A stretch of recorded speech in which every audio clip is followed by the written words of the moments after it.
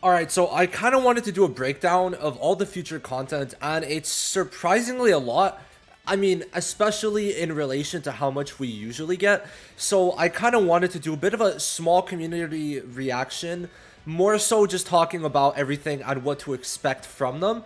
So I'm just going to take the first minute or two kind of going over some comments, and then we're going to hop into what game modes actually we're going to be getting on global in the next month to 2 months. So be ready for that, right? There is surprising a lot. So let's just get in. I also do want to talk about a couple things that is just this is kind of, I'm just throwing certain things in here because there's nowhere else to talk about them really. So this person said no shot. This was to the video me talking about, well, there being the border game mode or border limited time mode, I don't know, whatever. And it's 5 stages, 5 hyper difficult stages that reset every single month, that change every month. So it's going to be different every month, which is exactly what we wanted. Content that changes and is like long term, right? And then also tower is extending to floor 250. And this guy said no shot free to play players will do this content. They won't have anywhere close to 400,000 cc. Hell, I spend a good amount on the game, probably in the realm of $600, and my highest is just over 300k. So you know, people were kind of flaming him for spending 600. A bit funny, but the main thing that pissed me off is that now it's a problem that there's content for us to strive towards. This is the thing we wanted, guys. We wanted to have content that's one, difficult, and two, that lasts a while. So if it takes you 2 days, a week to actually beat floor 250, isn't that a good thing, right? Isn't that a good thing for Tower of Adversity? Which the worst part about it was that people defeated it in a day. For it to take longer, am I tripping? No, I'm not. I know I'm not, right? We need goals, and especially for newer players, there needs to be a goal for them to achieve. And it can't be that they also complete floor even 200 or 150 and then it's like, okay, that's it, right? No, now there's actual stuff that's happening. And then this one, where was it? So like, listen, some people are still stuck, right? You can see it here. And then he's stuck at 165. And you know why that's good to me? Guys, I mean, during the Raya and like on JP Summer Charlotte Yami little part, well, I was playing Cookie Run Kingdom, right? And one of the things that really kept me playing, especially for the first month, was that they had a tower game mode that took more, well, obviously I just started, but it took a while for me to start and beat because I was new. So for new players, having a tower game mode, especially expanding to floor 250, is something actually very, very good. And I think everyone should see it that way, that if they are expanding it over time, that tower game mode is going to be difficult and very, very good. Okay, now that we got that out of the way, we could talk about everything coming, and look at how many bullet points there are. So first of all, daily boss battles coming to global in 3 days. It's going to be 7 boss of 4, I think. It's going to each have different gimmicks, every single boss. Have ranking rewards for squad and solo. And you have to nuke, right? So like, that's the cool part. Like you could do like 100 million and then you're rank 1 and then you try to push. So it's like a world boss, but I'd say actual competition in this more so, right? And then the boosted units change every day, right? So all these aspects make for a pretty fun environment. And I think this is a very good game mode because it's something that changes every day. So if people want to hop on, not play arena, but they want to do some PvE content, well, this is there permanently. You get 10 tries, right? It's endless at the 10th stage. And I mean, everyone has a different gimmick. So like, if you only want to play certain days, you can. It's not like the rewards are like end all be all, but they're going to be good for like gears and accessories. So I definitely think that this one is just a good game mode to have there constantly. It's never going to leave, always going to be there, and hopefully at some point it gets updates, right? We could imagine it will, because we know that tower got expanded to floor 250. So these are the JP rewards, not the global rewards. So we could expect the global rewards to be different. But just considering everything, like we might even get another like precious accessory, right? Or we might get crystals. I would rather crystals, honestly.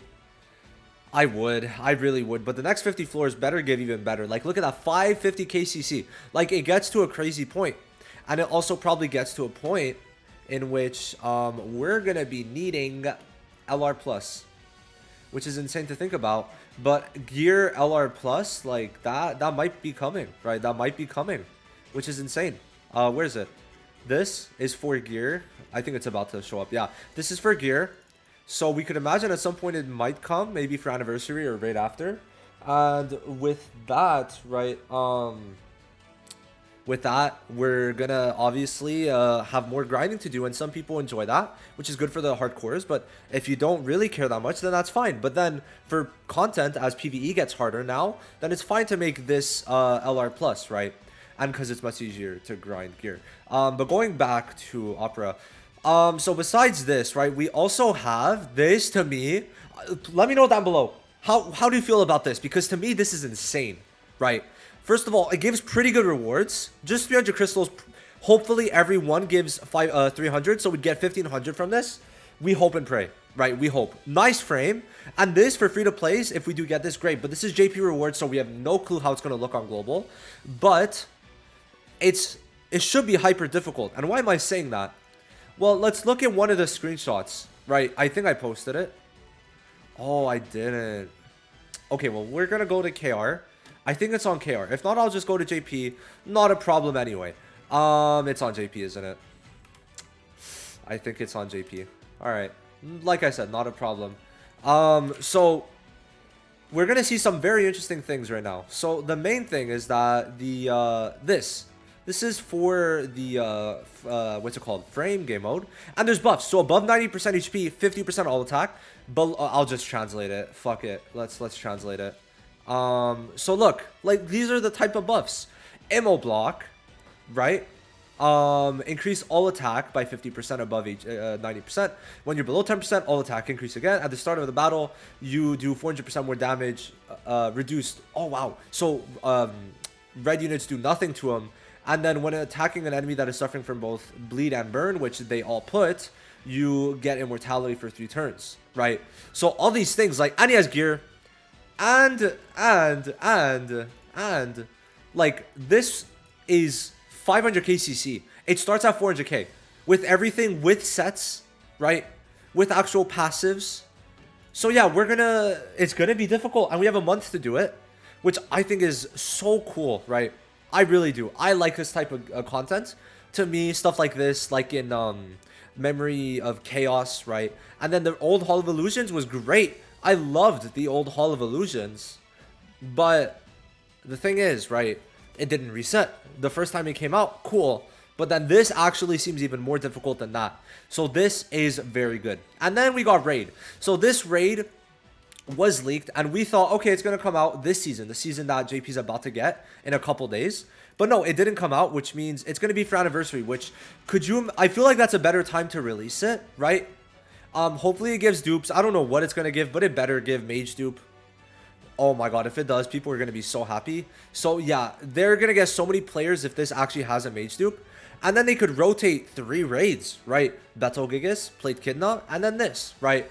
Whatever it's called. For now, it's Octopus. So that's great. But then they also did confirm that a world boss was going to come from the same thing that confirmed the Octopus. So basically, what they did was that during the first anniversary, they released a big, like, 10-minute developer notes in which they said a new raid and world boss would come, and then they showed us the raid. So the world boss should come in 2024 because they said it was 2024 content, which does mean that at some point we're also going to get a new world boss. And then none of this really ties into anniversary. So there's probably going to be even more for anniversary itself, because these are all things. Maybe the raid is going to be the anniversary content, but there's nothing really set in stone for anniversary, right? So it's all this. We got 1, 2, 3, 4, 5 confirmed, with more in the works, which is insane. And then if this updates every 2 months, well, you can imagine that now's the best time to start playing again, because you have a month to save or pull for Fuego, and Fuego is an amazing PvE unit, which ties into my point I want to make after this. But this is just funny. New playable units that are not usual characters. When we just got Dorothy, first of all, and we're literally about to get Lumiere and Sekre, which is super funny. And then Henry and Awaken leaked. So I really just, I don't know. To me, that's very funny. What? But I know I saw, do I have to go, do I have to be in this? Also, I don't even know why I have that other Twitter account. Like, what is that doing there? Anyway, do I, let's see. So, oh, I'm not reading a full thread in that. I know I saw some, but what did this one say? Oh, Okay, I don't know. It's a very hard with translations, but I know I saw some positive ones. But yeah, honestly, it is worth playing again if you like Black Clover. Don't go like, you don't need to spend money. I honestly encourage you not to. But besides that, you also just don't need to put a lot of time into this game, right? You play how you want, you use the dispatch function, you work over however long you want, right? If you enjoy the game, then you continue playing. If not, then you stop. That's it. Now, I just want to say, Fuego's kit for PvE is insane. First of all, he has ammo. So, let's say no ammo removal. Well, guess what? Whoever he's attacking, he taunts them, and then it permanently taunts because when he puts a burn on them, and he gets hit, he counterattacks. So, because look, applies upon counterattacking also, which means every time he's going to be taunting. Which also means that whoever you're attacking is going to be taking a lot of damage. The minute you taunt them, they're perma-taunted, and then they're forced to attack you, which means they're forced to face the counterattack, and then you get the lifesteal every time it's your turn. When it's your turn, you get a 50% of own magic attack as HP recovery, which alongside all attack and alongside burns and alongside everything is good. So yeah, if there is ammo removal, well, he still has built-in damage reduction, like I said, lifesteal, and you want to build him with some amount of HP. So he should be at around 120, 130k HP with damage reduction built in, with lifesteal, with taunt, and then with all this good stuff, he's going to be amazing in PvE. And sure, 2 months ago that didn't matter. 2 months ago is not now, because we see everything that's coming, right? We see daily boss battle, which does rely on actual nuking and damage, which Fuego, we'll see how his damage is looking, but I don't know how crazy it's going to be. But guys, what could you do with Fuego? That's right, you could put this on him. If you have this one, that's a 75% damage increase. Fuego's damage with this is going to be insane because he already has a built-in multiplier of 120%. 120 times 75%, insane, right? So for PvE, Dark Fuego is going to be insane for nuking, and then for towers should be pretty good because if there's no ammo removal, he's safe. And then frame challenge, he's for sure going to be good as long as there's no ammo removal. And then octopus rate, even if there is ammo removal, we see DPSs live. So Fuego is honestly a perfect release for the next 2 months of content. So if you really want to, you know, start your account, also just for new accounts, Fuego is amazing. Right, way better than Black Divider, because I'd say Fuego is better than Black Divider in PvE content. And he has an AoE, which just having an AoE is good in general for PvE content. So yeah, you guys let me know what you, oh, this time we get a kangaroo. I really need to, oh, I need to have Wallpaper Engine as like a starter or startup. So let me do that. But yeah, I really do think that we're in. Yeah, okay, pin to start. There we go. So we're in a very good next 2 to 3 months, I'd say, and I hope this continues. I hope they could start making more money. But yeah, honestly, right now I'm kind of trying to rep that yes, things are looking much better for the game in that regard. Is there a lot of problems? Yes, but I'm gonna sing its praises when it does well and shit on them when it does bad. I just want to make that very abundantly clear. All right, now that we got that out the way, I'm gonna see you guys in the next one. Thank you for watching. Bye bye.